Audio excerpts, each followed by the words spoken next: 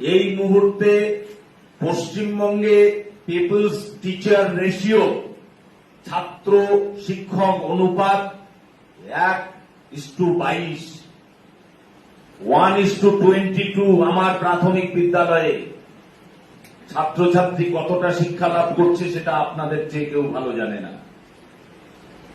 সেটা পশ্চিমবঙ্গ সরকার কম্প্রোমাইজ করবে না।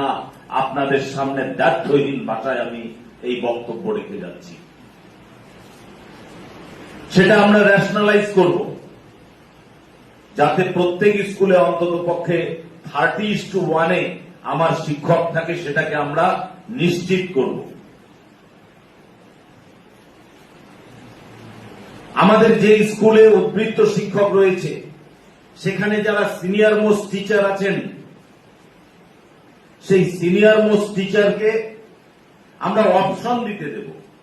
তারাই উদ্বৃত্ত সেটা ঘোষণা করা হবে না, তারা অপশন দিতে পারবে। তারা যদি চায় অন্য কোথাও যাওয়ার ইচ্ছা প্রকাশ করে, সেক্ষেত্রে তাদের সেই অপশন দেওয়ার সুযোগ আমরা দেব।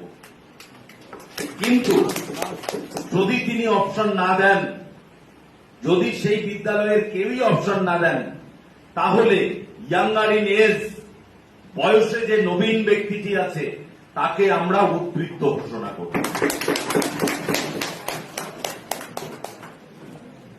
এবং তাকে আমরা সেই বিদ্যালয় থেকে অন্য বিদ্যালয়ে আমরা স্থানান্তর করব এবং স্থানান্তরের সময় তার বাড়ির ঠিকানা সহ বাকি বিষয়গুলো আমরা আমাদের নজরে রাখব।